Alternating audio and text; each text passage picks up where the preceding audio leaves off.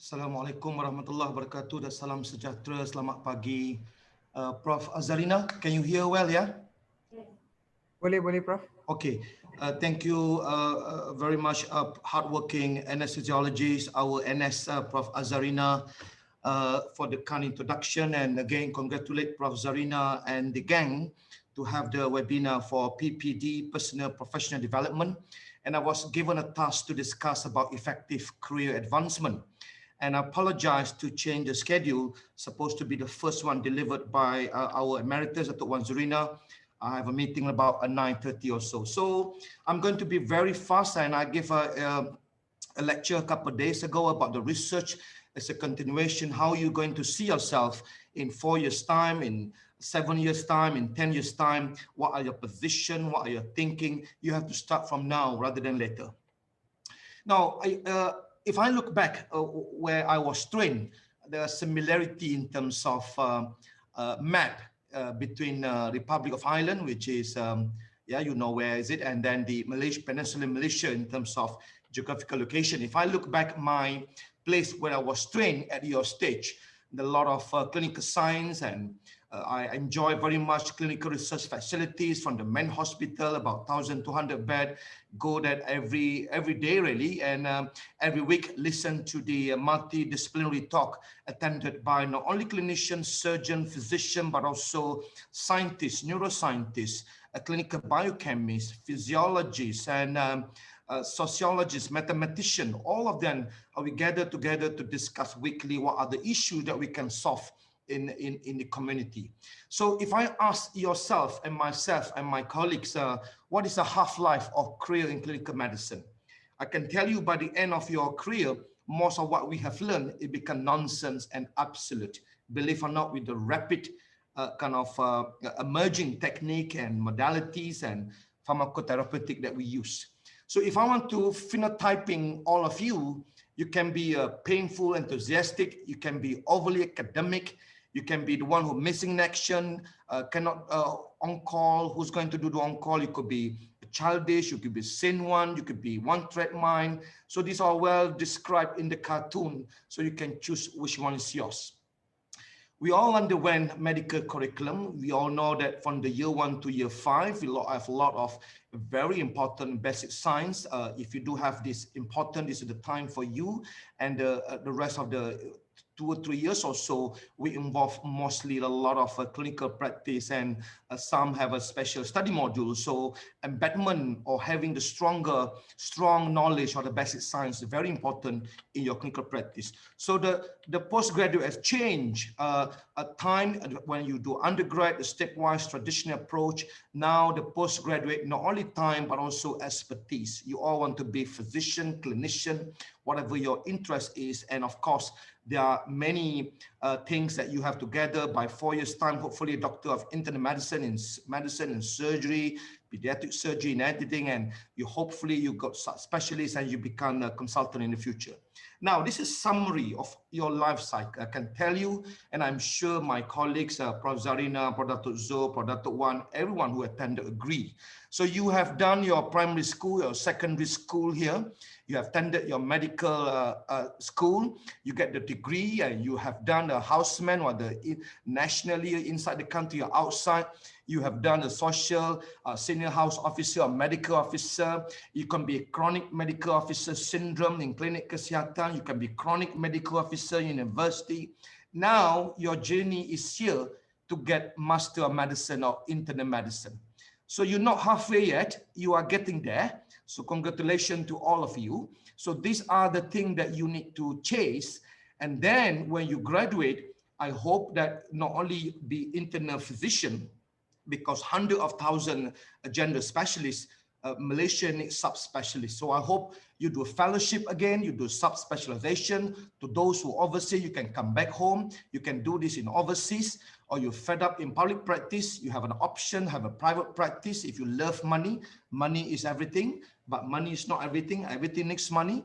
You can continue your progression, but watch this space. When you do a fellowship, you may want to do something else to fine tune, to uplift reignite. You may have to do PhD or MD or Master of Science or MBA. You continue to progress. So you hold the top posts at the public and private, and you're giving back your expertise to society. So I can tell you in this slide, these are your life cycle, whether you like it or not. Yes, in life, we can plan, but also we have to have a plan B, plan C, plan D as well. But in the COVID era, things become dynamic, become complex, where are you working in the office or are you working at home?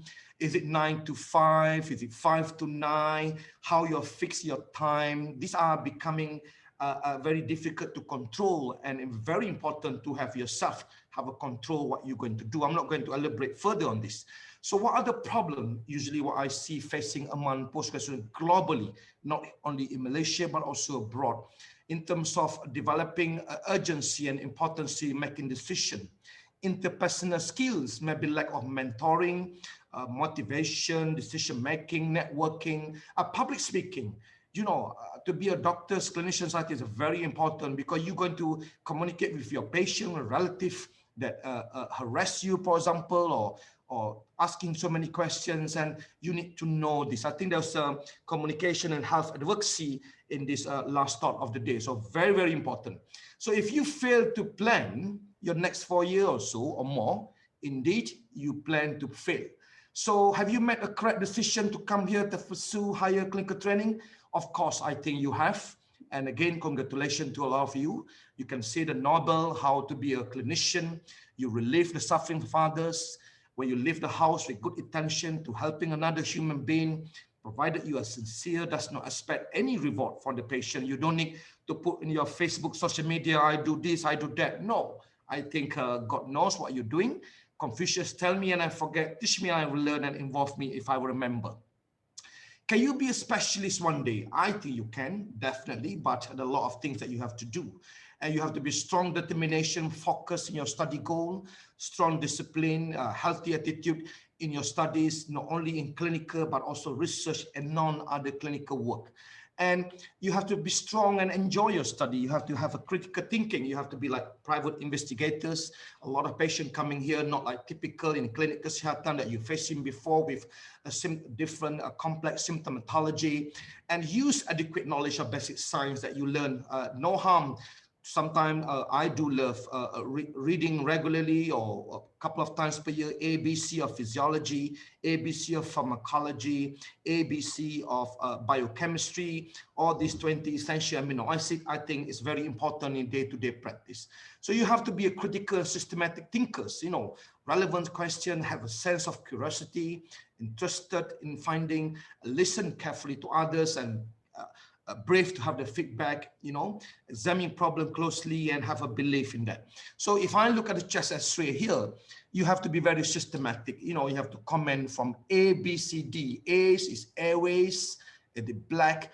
B is the bone is okay, clavicle, anterior, posterior rib. C, the cardiac size and the cardiomegaly, for example. D, right diaphragm is always higher than the left diaphragm because the liver here, the gastric vessel here. E, etc., etc., tumor or malignancy or pneumonia. So you have to think very systematically and also in life. So a person who does not work hard in their younger life will never have a relaxed life when they are older. You can ask Prof. Datuk Wan Zurina after this if you don't trust me. And everything in life has to be earned, and all of us has to pay the tax, whatever our achievement is. And to be a clinical specialist in the future, now you have to pay tax. What are your tax? In the form of study at night, on call, working hard. You have, I think, best to have a study group, do a great research for your future selling point, time management, and many things. These are your tax that you are paying now. So in terms of time management, these are well documented 7 divisions of time, how you have time for family, society, your health, finance, keep 10% of your income, don't straight away, you know, drive expensive car, don't try to save money on academic material, buy books, read that regularly, spirituality, study and self-development, all these things. These are the time that you're going to invest. And guideline to control, I'm not going to be, you are matured doctors, monitor your time. Time is a fixed income, plan everything that you want to do. Once invested, you never get it back. You know, so you reflect, how you spend your time, and do your some time or dead time or meal time that you have chat, listen to beneficial program and write the abstract or whatever your journal you're interested in. So there are many self-imposed time waste, all this Facebook and Insta Twitter syndrome. Prolonged use of this, you have to be extremely careful in this, Have a short, medium, long-term plan. This is an example many years ago. I think how many years ago? More than a decade ago. I have my intern. I said, tell me, blah, blah, blah. On the second day, my name is Andrew. I want to finish my medical degree. He was undergraduate, doing kind of SSM with me. Flying colors, hoping to do internship with me, aim to have a postgraduate training, 5 to 7 years. I probably go abroad, either these 3 countries to do such special training, probably read the medicine, and then I come back to Ireland to serve to my country, and also I do some of this. So, we discuss what are your career plan, take the box test like today, like you're going to face. And believe it or not, this is Andrew, and nowadays, a couple of weeks ago, he's appointed as a professor, as a nephrologist in my alma mater, and continue to do this. And, we still engage, and I got a lot of mentees all over the world. And it's great pleasure to see how their success, how we discussed more than a decade ago or more than 15 years ago, materialized to this level. And I also have a mentor, for example, last weekend when we have a virtual gut in KLCC, this is one of the mentors in Mayo Clinic College Medicine. I would love to how asking how you're doing and so and so. So the professional relationship can last forever. So how you start this month, I'm not going to teach you. I think you all are brightest brain coming to here, or output learning, study group is very important, especially dealing with clinical issues. And don't try to isolate yourself, try to create a study group among yourself in whatever specialty you do.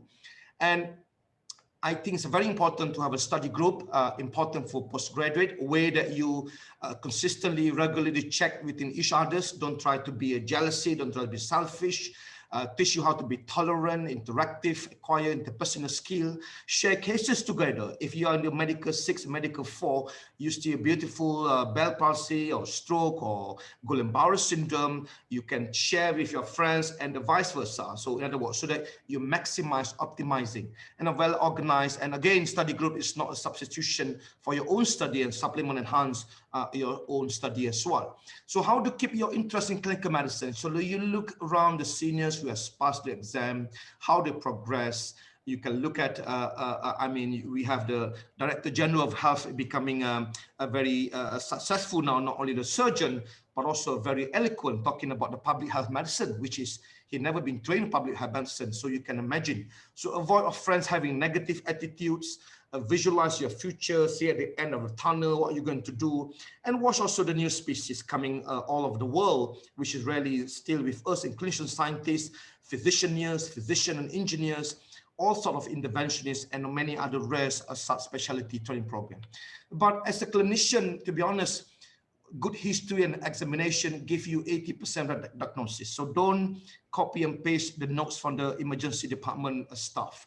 Do a thorough history, because 80% you can diagnose all the disease. We only rely 20% of MRI, CT scan.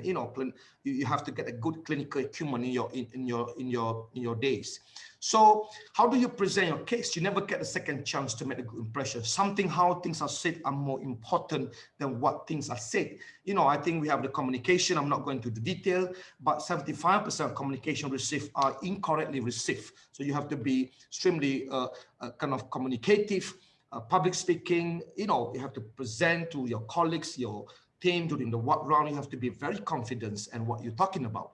And of course, any platform analysis, these are the medium that you have to consider. Those who are day to day that you're going to meet, and you have to have a very good manners with them. And of course, I think they're going to go detail about verbal and non-verbal type of communication.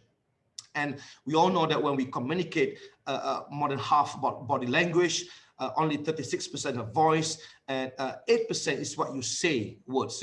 Actions speak louder. How your body language, your seriousness, your eloquence, your tonation, eye contact. This is very important. And I think in my experience, examining the postgraduate student, sometimes your eyes look down. I don't know who you're talking to, but I think you have to have a very good skill in this.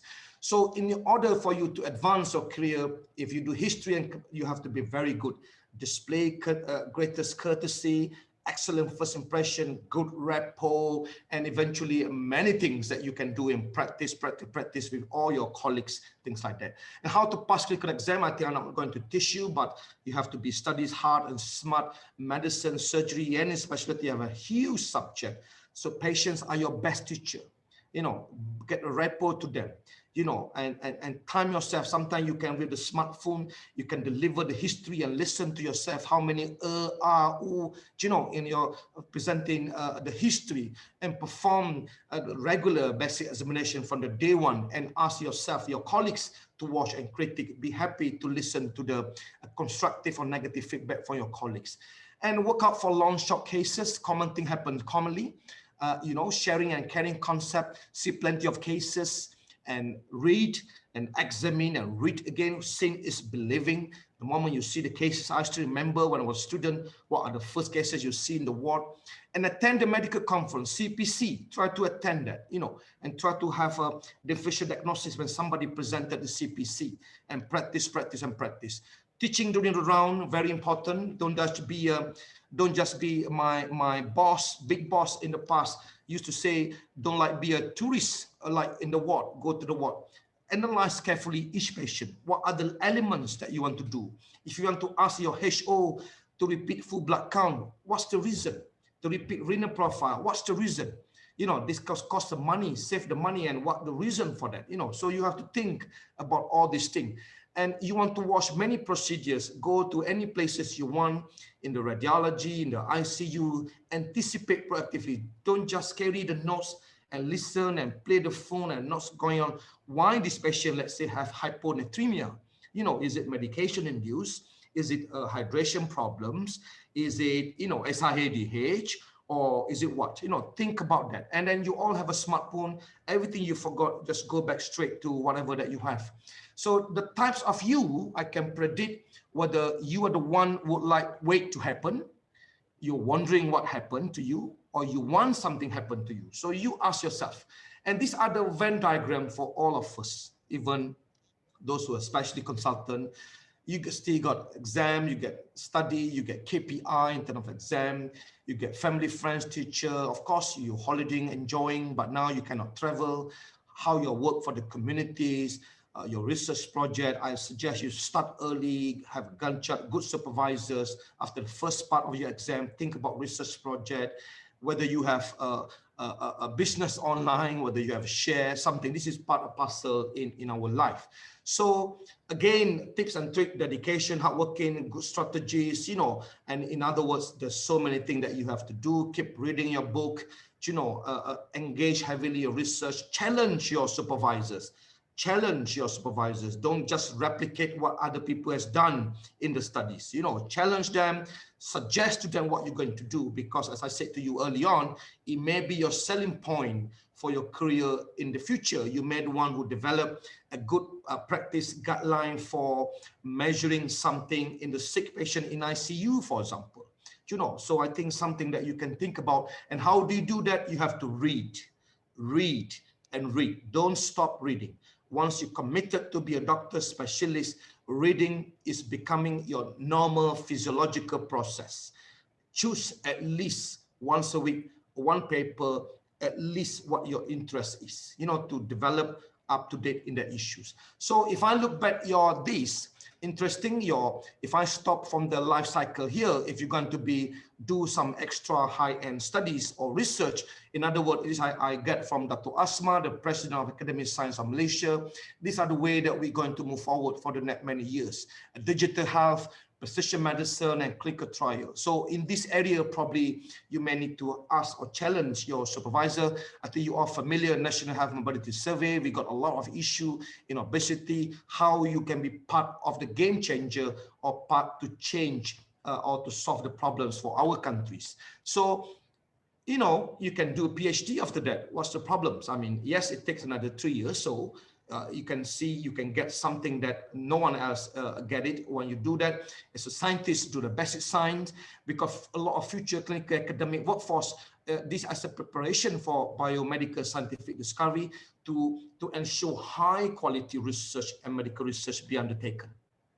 And the gap between invention and the real world is still there. You do something in the lab, you do something epidemiology.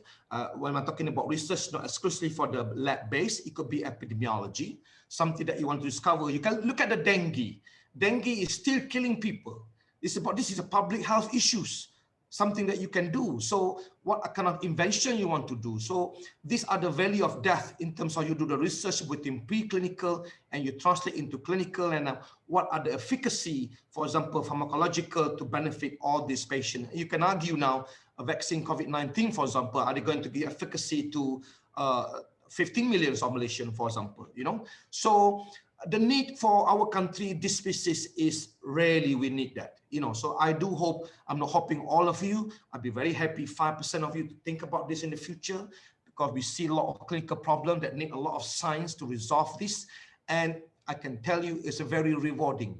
It's a pain in the beginning, but it's rewarding because the world need this. And you can see in the West, and in Japan, in Far East, many, but in our part of the region, Southeast Asia, still lacking the species called clinician scientists. So the benefits are many. You know, we can answer the research questions, gain access to many settings. We are being trusted by patient participant, and we got a lot of motivation to disseminate all these findings for the commitment of further research. And I mean, what it takes to be one, of course, your career expectation, cost, the program land, the level of competition is very high, and infrastructure to support your research.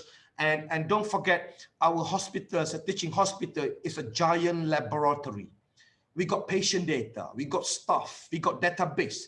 This is a free of charge for you to dig down, and this can turn to PhD indeed if you play this game right.